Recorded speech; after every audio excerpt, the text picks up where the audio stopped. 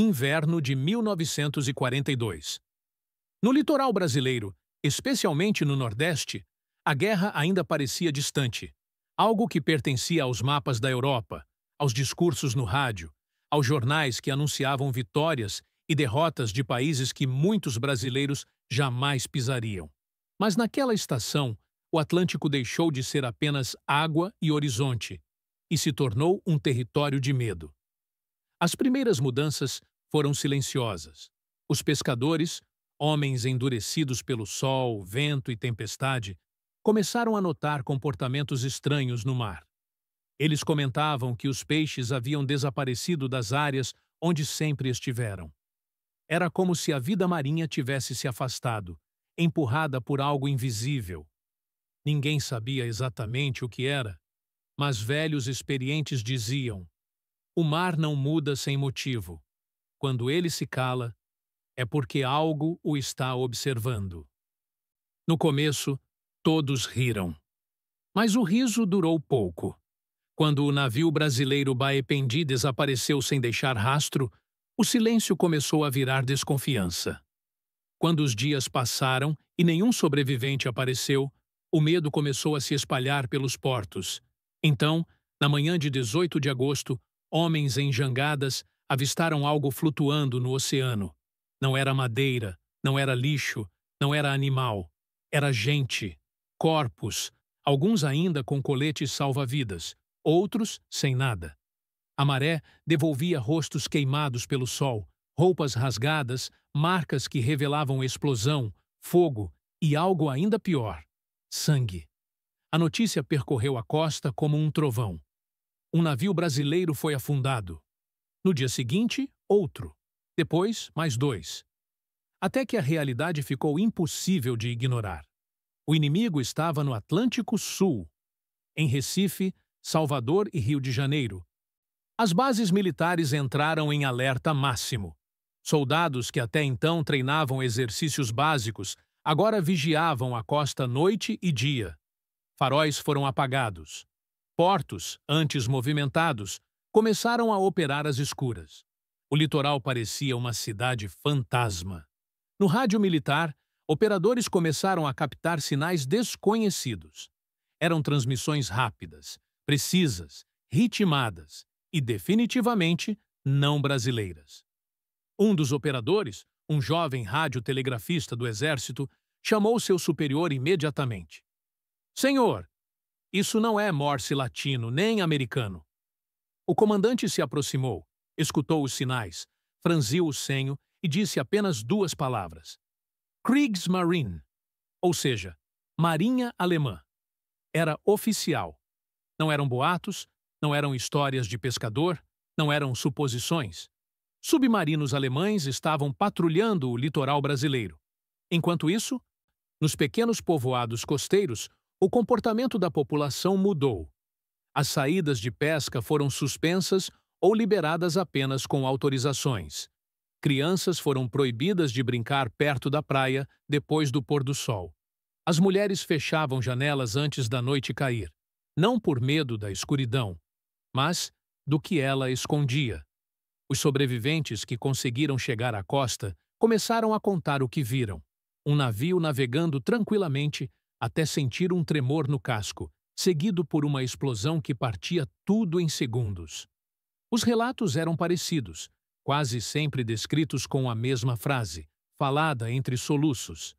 Não vimos o inimigo, só o fogo, e o mar engolindo todos.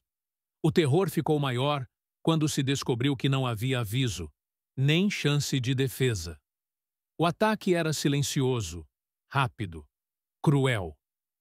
O mar, antes visto como amigo, agora parecia cúmplice do agressor. O ápice da revolta aconteceu quando navios como o Araraquara, Itaguiba e Aníbal Benévolo também foram destruídos. As vítimas eram civis, mulheres, crianças, trabalhadores, famílias completas tentando viajar entre estados.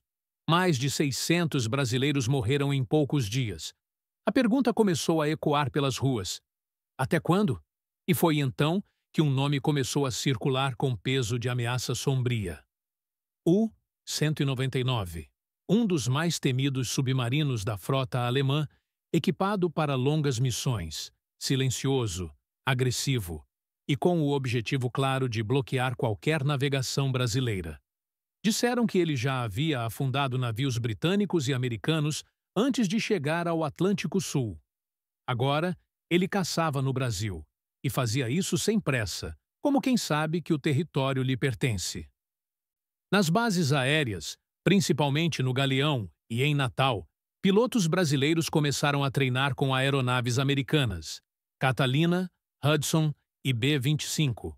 Muitos nunca tinham visto combate, mas agora eram instruídos com uma única frase: seu alvo está debaixo da água.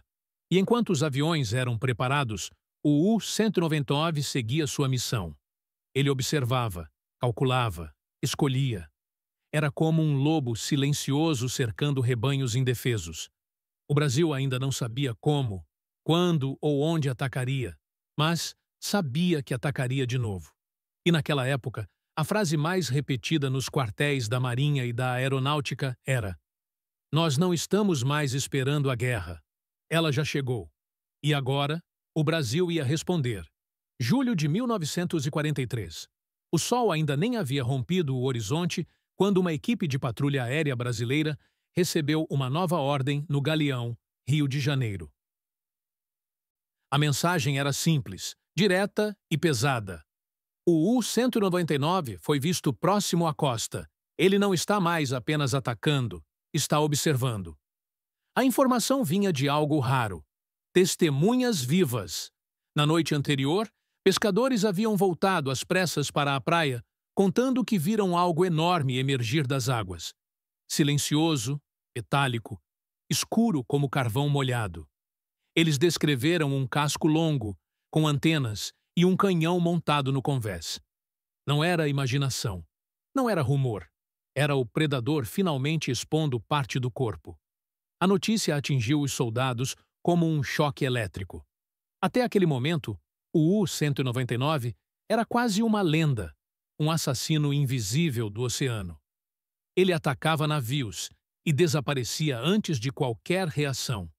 Agora, pela primeira vez, havia um ponto, um lugar concreto, onde ele poderia estar.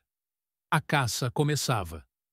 Na pista, um avião Catalina PB-1, equipado com bombas anti-submarino e tripulado por brasileiros treinados por norte-americanos, recebeu autorização para decolar.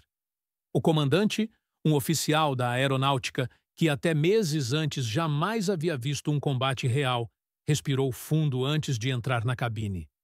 Ele sabia o peso daquela missão. Muitos o viam como piloto. Naquele dia, ele era caçador. O Catalina levantou o voo pesado, rasgando o céu ainda cinzento da madrugada. Lá embaixo, o oceano se estendia como uma planície infinita. Bonito para quem via de longe, mortal para quem caía nele. A bordo, o rádio emitia estática, mas todos sabiam o que procuravam. Não ondas, não navios, não cardumes, sombra, forma, movimento. Um submarino não se esconde apenas com água. Ele se esconde com silêncio. Horas se passaram. O Catalina varria o oceano de norte a sul, de leste a oeste, em círculos calculados. A tripulação começava a sentir o peso do esforço, tensão, foco e medo, porque sabiam que, enquanto procuravam o submarino, ele poderia estar escutando, ou pior, mirando. O U-199 era equipado com canhões antiaéreos. Se fosse encontrado fora da água, ele não fugiria imediatamente. Ele lutaria. E submarinos alemães, naquela fase da guerra, não hesitavam em derrubar aviões. O rádio do Catalina chamou: base para patrulha. Possível eco detectado. Coordenadas enviadas. Procedam. O comandante ajustou o curso. A caçada deixava de ser procura e se tornava aproximação. Quando chegaram ao ponto marcado, o sol já refletia no mar como vidro partido. A superfície parecia calma demais. Nenhum navio, nenhuma espuma, nenhum traço humano. Silêncio absoluto. Foi então que o copiloto, olhando pelo binóculo, sussurrou algo que fez todos congelarem. Tem algo ali? O comandante inclinou o Catalina lentamente. A altitude diminuiu. E ali estava. Primeiro, uma parte metálica. Depois, uma torre. Depois, todo um casco emergindo como se despertasse. O U-199. Gigante, frio, mortal. Ele estava consertando algo no convés. Talvez danos, talvez uma antena, o suficiente para obrigá-lo a subir. Era o tipo de erro que só acontecia uma vez. O comandante sabia. Ele tinha segundos, não minutos. Ele respirou fundo e deu a ordem. Preparar bombas. A tripulação se moveu sem gritos, sem caos, apenas eficiência e medo controlado. O Catalina mergulhou. O U-199 percebeu tarde demais. Homens correram no convés. Canhões foram girados. Tiros começaram a subir rumo ao avião. A primeira rajada passou perto demais. Sacudiu o casco do Catalina como se mãos gigantes tivessem pressionado a fuselagem. O comandante segurou firme o manche, olhos fixos no alvo. Era agora. No momento exato em que o submarino tentou mergulhar, o avião lançou a primeira bomba anti-submarino. O impacto não foi apenas explosão. Foi água levantada, metal dobrado e ondas gigantes se formando. O Catalina puxou altitude enquanto o oceano fervia. Mas algo terrível aconteceu. Quando a fumaça se dissipou, o U-199 ainda estava lá, ferido, mas vivo. E agora, furioso. As metralhadoras apontaram para o céu. O comandante sabia. Se ele não acabasse o trabalho naquela hora, o Brasil continuaria enterrando inocentes. Ele virou o Catalina novamente, alinhando o avião para uma segunda passagem. No rádio, a voz dele saiu firme. Segurem. A próxima é para terminar. E então, ele desceu para o ataque final. O Catalina seguia em direção ao alvo quando o comandante percebeu que a tripulação estava diferente de qualquer outra missão. Ninguém falava sobre o tempo, ninguém fazia brincadeiras nervosas, como nas patrulhas anteriores. Ali dentro, o silêncio tinha peso, e cada um sabia por quê. O U-199 não era só um submarino. Era um fantasma que assombrava o Brasil há meses. Muitos ali conheciam alguém que havia morrido por causa dele. Marujos desaparecidos sem rastro. Pescadores encontrados boiando no mar com olhos ainda abertos. Navios mercantes queimados até virarem esqueletos de ferro. E agora, finalmente, aquele fantasma estava ali. Visível, real, vulnerável. O rádio chiou e a voz do operador veio baixa, quase sussurrada, como se temesse despertar algo. Contato visual confirmado. Ele está emergido. No mesmo instante, o ambiente dentro do Catalina mudou. A tensão virou foco. O medo se transformou em prontidão. A aeronave começou a perder altitude enquanto o mar crescia diante deles. O comandante ajustou os controles com movimentos precisos, quase cirúrgicos. Ele não podia errar, nem por 1 metro, nem por 1 segundo. Lá embaixo, o U-199 era uma sombra metálica sobre o oceano, mas agora com detalhes claros. Antenas longas, torre de comando, um canhão antiaéreo e homens correndo desesperados no convés. Alguns tentavam ajustar o armamento, outros simplesmente olhavam para o céu com o pavor de quem percebeu tarde demais que havia sido caçado. O copiloto falou com a voz firme, porém tensa. Eles já viram a gente. E tinham visto. Rajadas de tiros subiram do convés do submarino, cortando o ar como enxames de abelhas de metal. O primeiro impacto sacudiu a fuselagem. Um vidro lateral estilhaçou. O ruído ecoou dentro do Catalina como um trovão preso em metal. O operador de rádio gritou. Furaram o casco. Mas ninguém abandonou posição. Ninguém pensou em abortar. Era agora. Ou seria mais um enterro sem corpo, mais uma família esperando por notícias que jamais chegariam. O comandante respirou fundo e falou o que todos esperavam ouvir. Preparar lançamento. As bombas estavam prontas. A aeronave mergulhou. O mundo pareceu diminuir. Mar, submarino, céu. Tudo se estreitou em um único corredor de inevitabilidade. As ondas ao redor do U-199 pareciam ferver com os disparos. O avião tremia sob o peso do combate, e mesmo assim continuava descendo. O comandante apertava o manche com força, mas seus olhos permaneciam fixos no alvo, calculando velocidade, ângulo e distância. Foi então que ele murmurou, não para a tripulação, mas para si mesmo.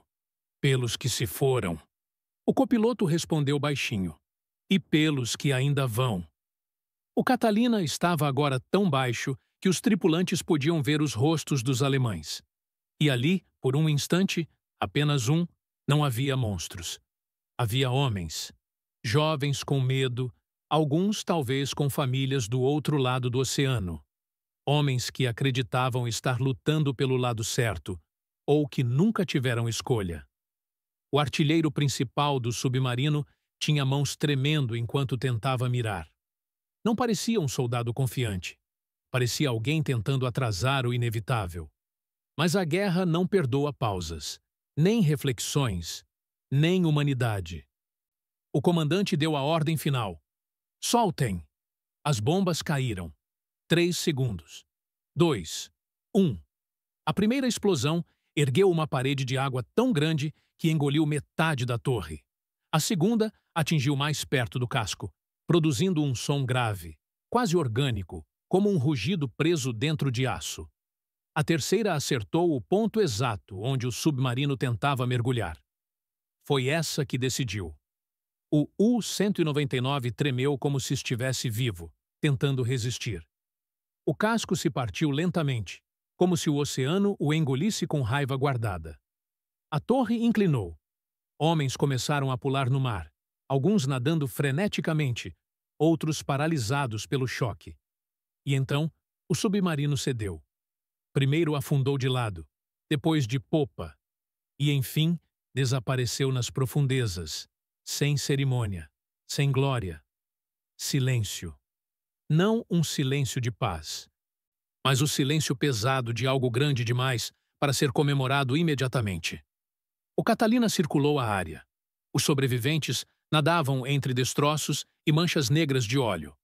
O copiloto murmurou. Acabou! Mas o comandante corrigiu. Não, agora começa outra parte. Porque destruir o inimigo é guerra. Salvar quem sobrou, mesmo do lado oposto, isso é humanidade. O Catalina voou baixo, circulando lentamente a área onde o U-199 havia desaparecido. Lá embaixo, entre o óleo espalhado e pedaços retorcidos de metal, dezenas de homens lutavam para se manter à tona. Alguns chamavam por ajuda, outros apenas boiavam, exaustos, com olhos perdidos, como se o oceano tivesse arrancado deles qualquer resquício de certeza. No rádio veio a ordem. Se houver sobreviventes, resgatem. A frase, simples. Parecia fora de lugar depois de minutos de combate feroz. Mas ali estava. A diferença entre vingança e dever. O comandante transmitiu a resposta. Entendido, iniciando o protocolo de resgate. Os tripulantes trocaram olhares rápidos. Alguns carregavam expressões duras, fechadas. Eles sabiam que muitos dos homens na água haviam causado mortes no Brasil. Sabiam que alguns ali tinham apertado botões que afundaram navios cheios de civis, médicos, marinheiros e trabalhadores. Mesmo assim, não houve discussão. Ordem era ordem. E dignidade, mesmo na guerra, não era negociável. O Catalina lançou boias, cordas e kits de primeiros socorros. Os alemães nadavam em direção aos equipamentos com desesperada gratidão. Um deles, jovem, talvez não mais que 20 anos, agarrou uma boia e levantou a cabeça com dificuldade. Seus lábios tremiam. Não de frio, mas de algo mais profundo. Choque. Outro, mais velho, provavelmente oficial, ergueu o braço fazendo um gesto militar, como se estivesse se rendendo mesmo dentro do oceano. Um tripulante brasileiro murmurou: "Ele ainda tenta ser soldado." O comandante respondeu sem ironia: "Porque é tudo que resta a eles agora." Ao longo de quase uma hora, o Catalina guiou barcos de pesca e navios brasileiros até o local. Aos poucos, os sobreviventes foram recolhidos, molhados, silenciosos, derrotados. Alguns balbuciavam frases em alemão, outros apenas encaravam o chão, sabendo que seriam levados como prisioneiros. O silêncio ali tinha outro peso. Não era medo, era realidade. O oceano não mentia. A guerra havia finalmente chegado para eles. Nos dias seguintes, os prisioneiros foram registrados, interrogados dentro dos limites da Convenção de Genebra e enviados para campos de detenção dentro do Brasil. Muitos no interior de Minas Gerais e Goiás. Surpreendentemente, relatos posteriores mostrariam algo curioso. Muitos daqueles alemães, que antes viam o Brasil como alvo, passaram a vê-lo com respeito. Alguns até com admiração. Havia choque cultural, é claro. Havia diferenças profundas. Mas havia também algo que eles não esperavam: tratamento humano.